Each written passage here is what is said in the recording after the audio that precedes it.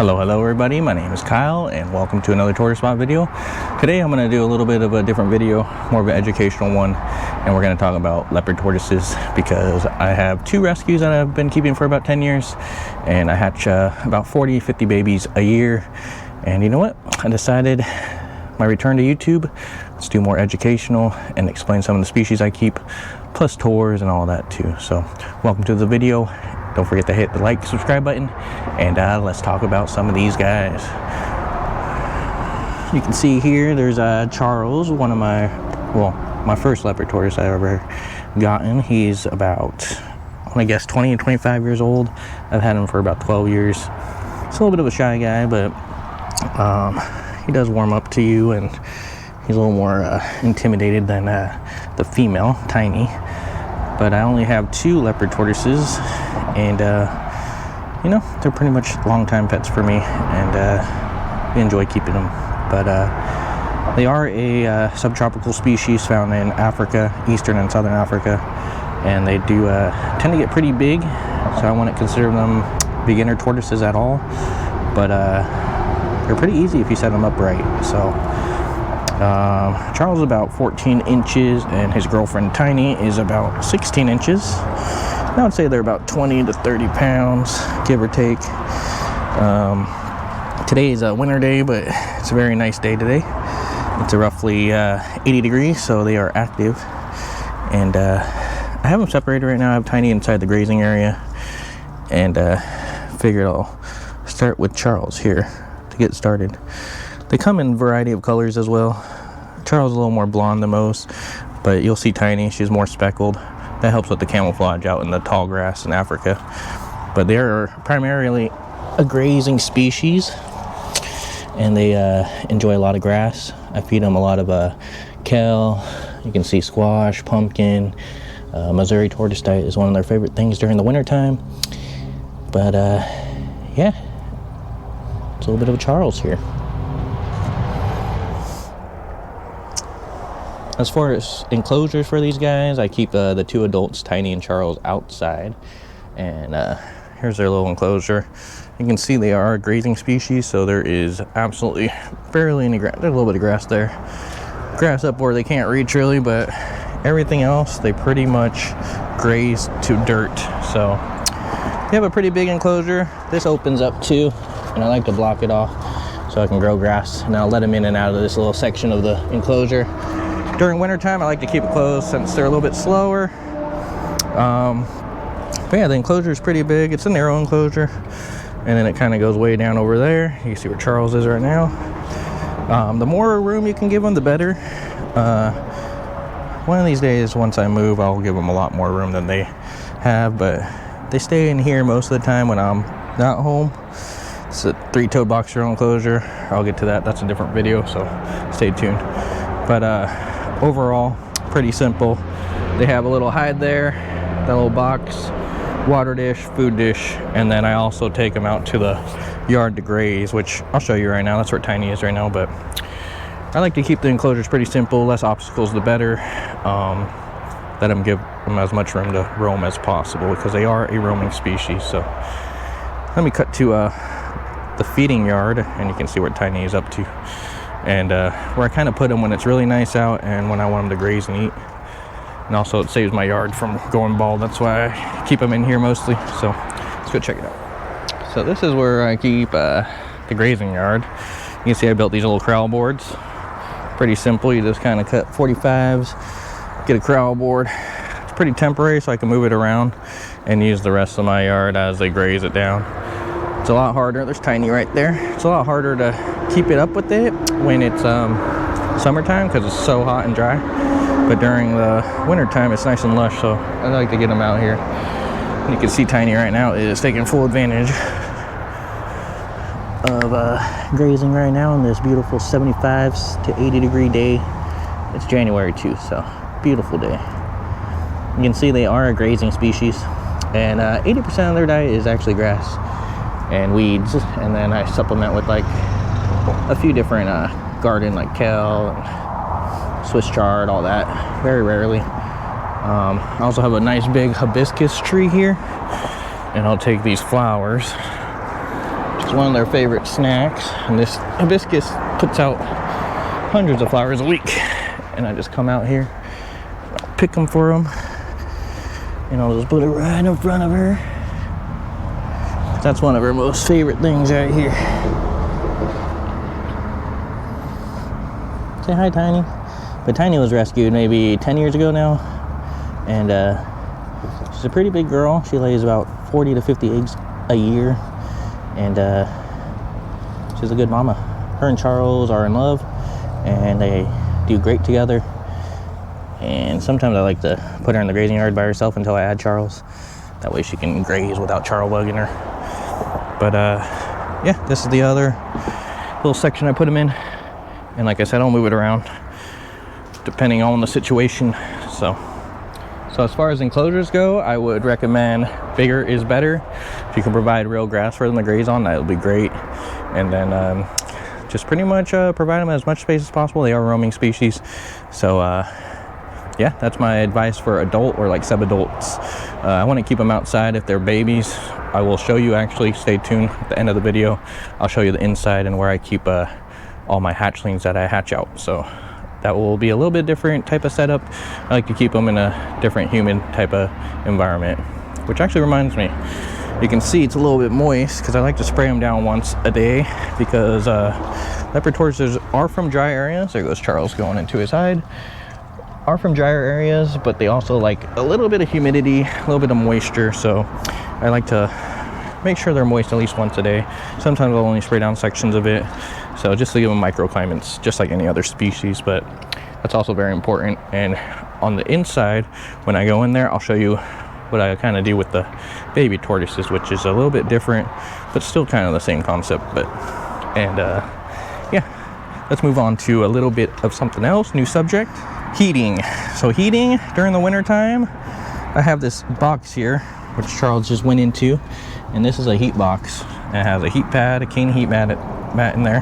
Sorry the mess up here, plants up there. I need to do a lot of cleaning, but there's a heat mat down there, and it keeps the temperature around 70 even on the coolest nights. Living in Southern California, we rarely get really cold nights. We might get down in the 40s every now and then, but for the most part it's pretty mild for them. So they'll use this hide. They're pretty trained to use it. I just use this old pond liner to make like a little heat barrier to keep the heat in, and it's a pretty simple box. But it's the pond too. If you guys want to see more on this pond, 2 turtles in there. I won't say what kind. Maybe I'll make a future video of it, but just a heads up. But heating is very important though, so you don't, if it goes below 60, I recommend a heat box of some sort. And then being outside, the sun hits this, shades itself, so it kind of creates its own microclimates. Water is very important as well. Big old water dish for them because I have big tortoises, but always provide water for all your tortoises, even if they're desert species. Very important, overlooked. What else can I talk about out here before I go in and talk about a little bit of the baby care? So as far as diet, I think I already went over it. They're mostly a grazing species. I do a lot of cactus pads. You can see I cut up a little bit of squash today. More cactus pads I grow over here. More cactus pad. This is all for the leopards and the star tortoises mostly. More cactus pad there.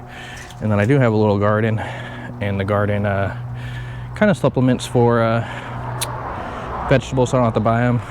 You know, Swiss chard. Right now it's winter time, so the garden's kind of low. But I also have the big hibiscus bush, huge hibiscus bush with a bunch of flowers. And then you can't really see them, but a bunch of dead vines.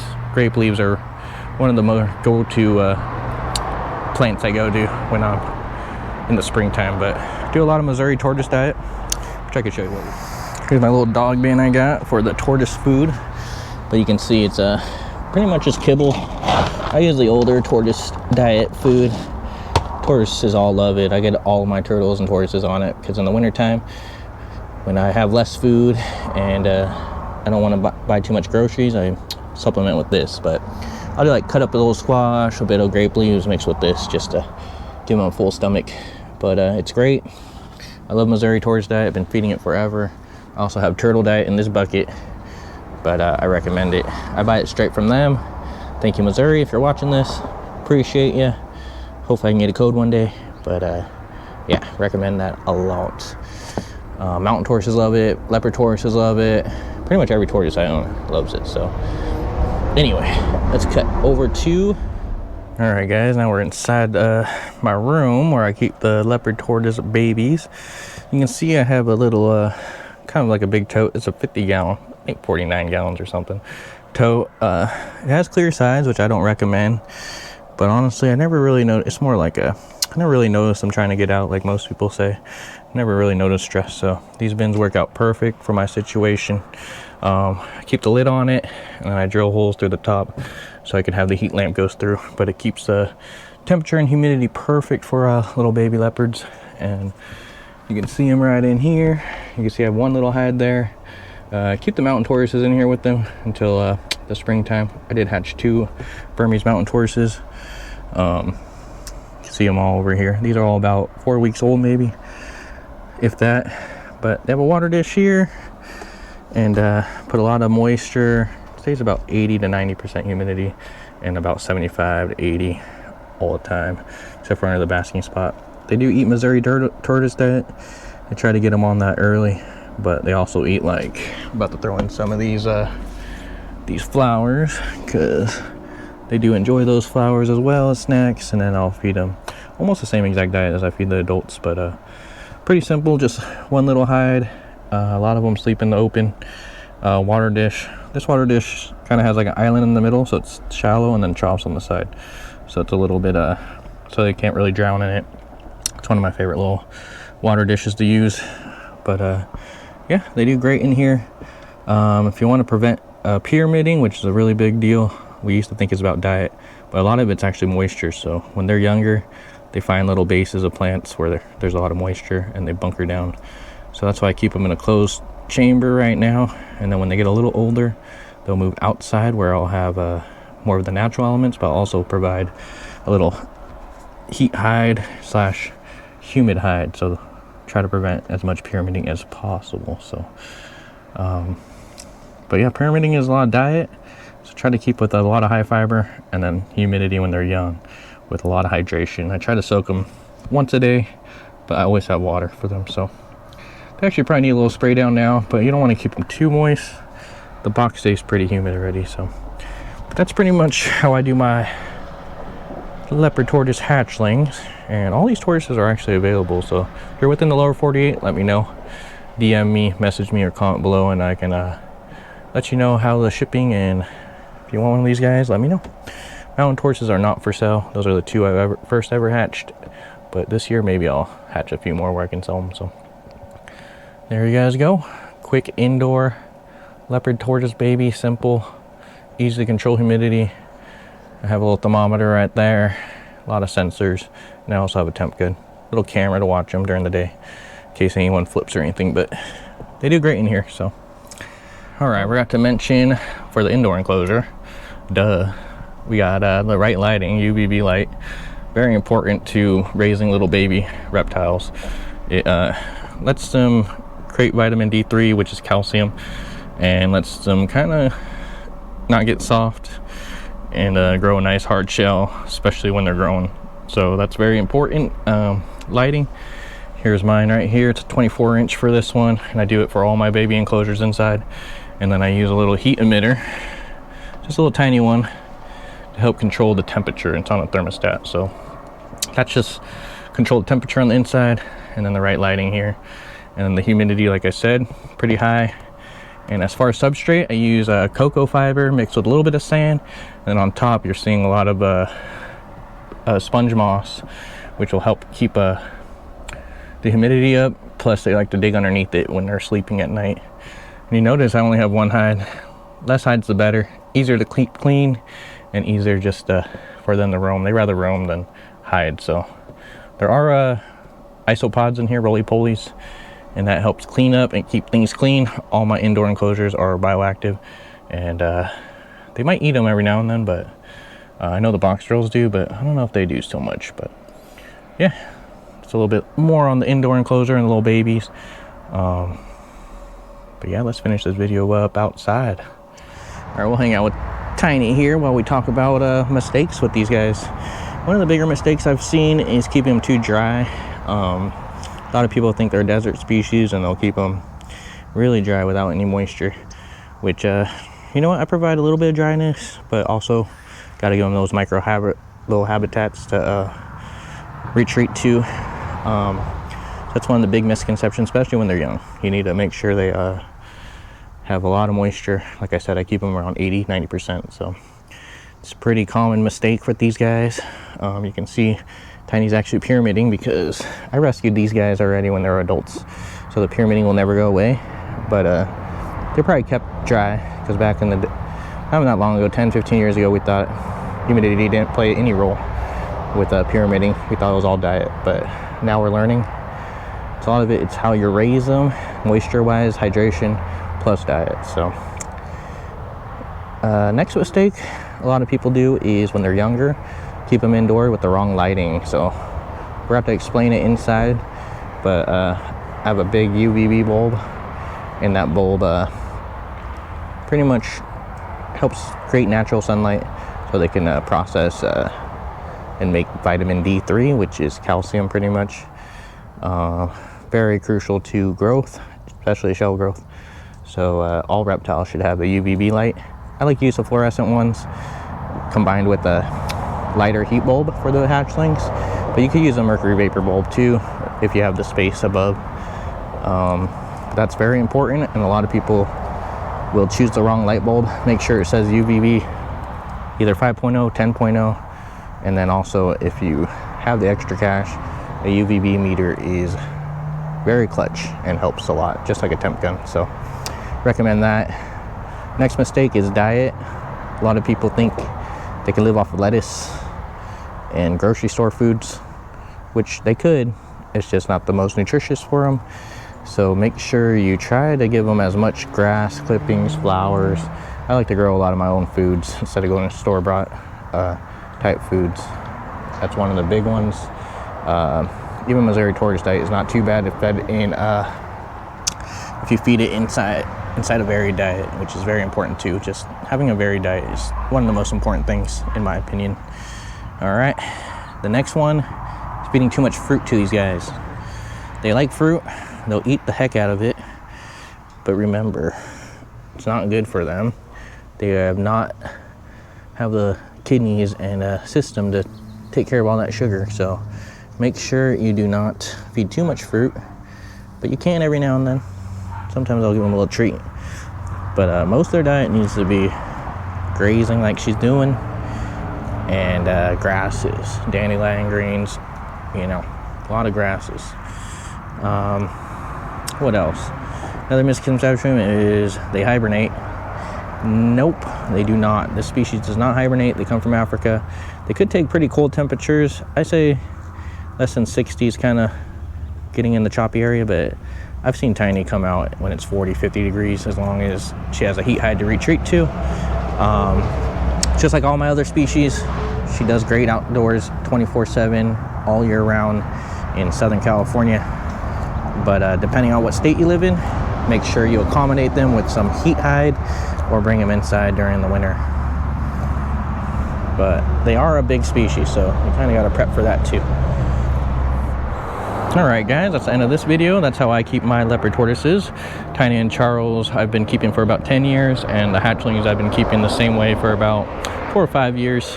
I do sell most of my hatchlings every year because I can't keep them all, but Tiny and Charles are here permanent residents, and they're my pets more than anything. So they're just happy and they breed and they lay eggs and I hatch them, but overall they're just my pet, and I enjoy them very much. But to end this video, just want to do some key reminders.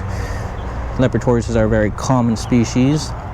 They get pretty big, so be careful if you do decide to work with this species. Overall, I think their care is fairly easy if you set them up right. Make sure you have a nice big outdoor enclosures for when they get bigger. If you do get a hatchling, you can provide them kind of an indoor enclosure like I did with a tote and a lid.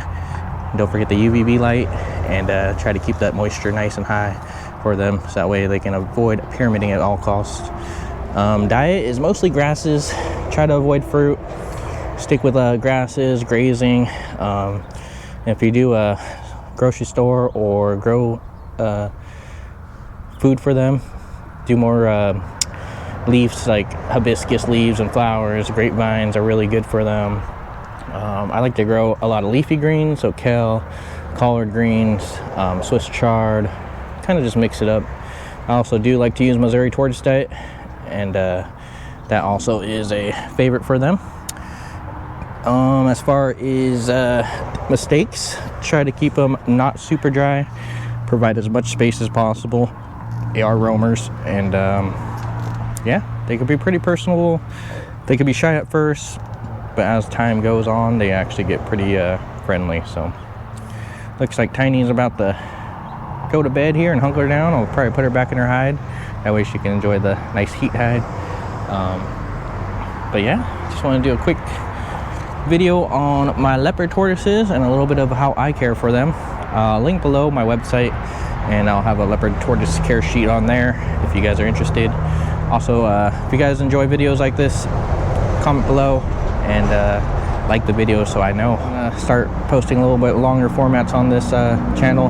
I do keep the shorts going, and I do keep Instagram going, so I'll link all those below if you guys want to keep an eye on that stuff. But I do want to, this year, one of my main goals, so really start uploading longer videos, more educational videos, maybe trips to the zoo, and more about my species, how I keep them, projects I have to do for them, and just turtle and tortoise caring. So if you guys are interested in stuff like that, hit the like, subscribe button, and I'll see you guys on the next video. Thank you guys.